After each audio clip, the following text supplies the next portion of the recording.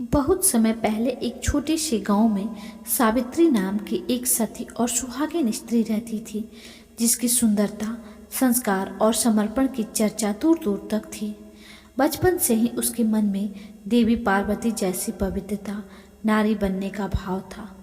वह सुबह सुबह मंदिर में दीप जलाती, तुलसी में जल चढ़ाती और मन ही मन भगवान से यही प्रार्थना करती कि उसे ऐसा पति मिले जो उसके जीवन का आधार बने। वर्षों बाद उसकी शादी सत्यवान नाम के एक साधु सुदृढ़ युवक से हुई, जो वन में रहकर अपने माता पिता की सेवा करता था।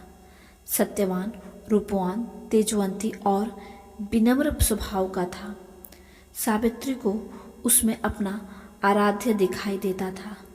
दोनों का जीवन बहुत सादा था, ना कोई महल, ना दौलत, बस एक मिट्टी का छोटा सा घर और चारों ओर हरियाली, नदी और पक्षियों की आवाज़। पर उनकी सादगी में जो प्रेम था वह संसार की सारी संपत्ति से बड़ा था। हर दिन सावित्री अपने पति के साथ खेत में जाती, उसके लिए भोजन बनाती, माथे पर तिलक लगाती और उसके माथे का पसीना अपने आंचल से पोंछती। जब वह मुस्कुराता तो उसे लगता था जैसे पूरा संसार उसके कदमों में झुक गया। वह अक्सर कहती, सत्यवान, तुम्हारे बिना मेरा जीवन अधूरा है, तुम्हारे संग ही मेरा सुहाग है, मेरा अस्तित्व है। सत्यवान हंसकर कहता, सावित्री, जब तक तुम्हारा हाथ मेरे हाथ में है तब तक मृत्यु भी मेरा कुछ नहीं बिगाड़ सकती। सावित्री के हृदय में यह बात गहराई तक उतर जाती और जब करवा चौथ का पर्व आया तो उसने पूरी विधि विधान से व्रत करने का संकल्प लिया। सुबह उसने स्नान किया, लाल साड़ी पहनी, 16 श्रृंगार किया, माँ पार्वती की मूर्ति के सामने दीपक जलाए और कहा, हे पार्वती माँ, जैसे आपने शिव को पाने के लिए कठिन तप किया था, वैसे ही मैं आज आपने पति की लंबी आयु के लिए यह व्रत करती हूँ। मुझे वह शक्ति दें कि मैं उनके जीवन की हर मुसीबत को अपने व्रत की शक्ति से टाल सकूं। पूरे दिन उसने जल भी नहीं पिया। धूप बढ़ती गई, पाँव में थकान थी, पर उसका मन अडिग था। शाम को जब सारी स्त्रियां सज धज कर पूजा के लिए निकली तो इस सावित्री ने भी सुहाग का सामान लेकर करवा चौथ की कथा सुनी। उसकी आंखें हर पल चांद की ओर उठती, पर वह जानती थी कि चांद निकलने में अभी समय है। तभी सत्यवान खेतों की ओर गया, यह कहकर कि जल्दी लौट आएगा, तुम व्रत खोल लेना।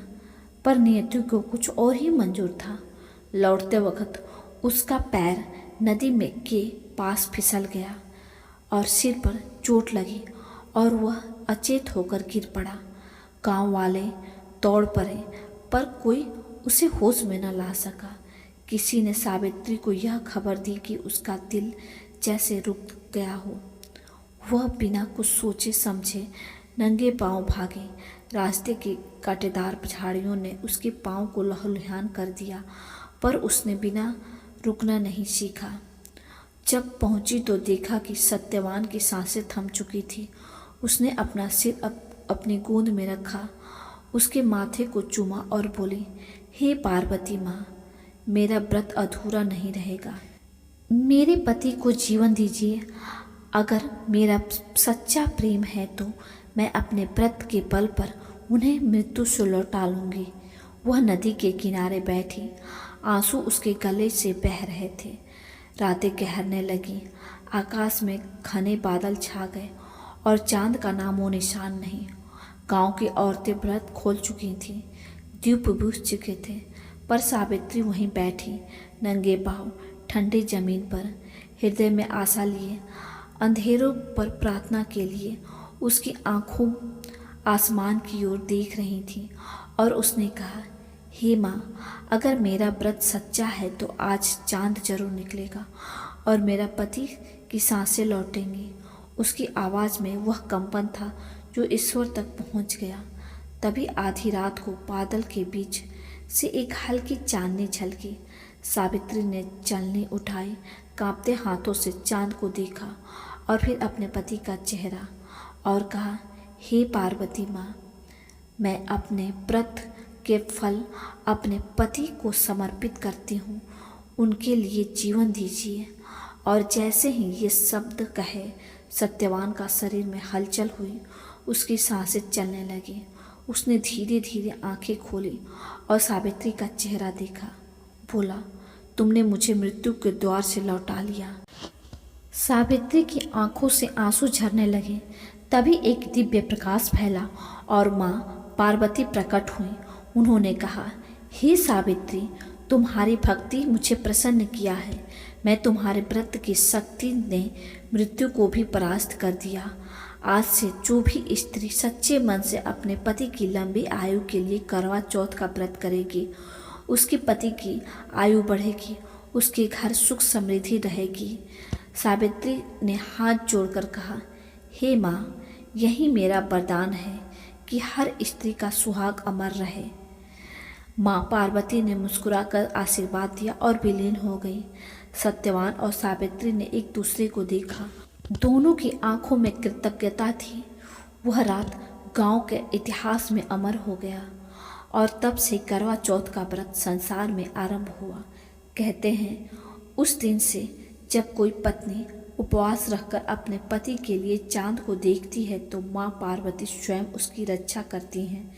जहाँ सच्ची पत्नी की आस्था होती है, वहाँ यमराज भी प्रवेश नहीं कर पाते। और इस प्रकार सावित्री सत्यवान की प्रेम, आस्था और शक्ति की कथा हर उस नारी के लिए प्रेरणा बन गई जो अपने सुहाग की लंबी आयु के लिए करवा चौथ का व्रत रखती हैं। यह कथा आज भी सुनने और सुनाने वालों के हृदय में यही भाव जगाती है कि सच्चा प्रेम मृत्यु से भी महान होता है।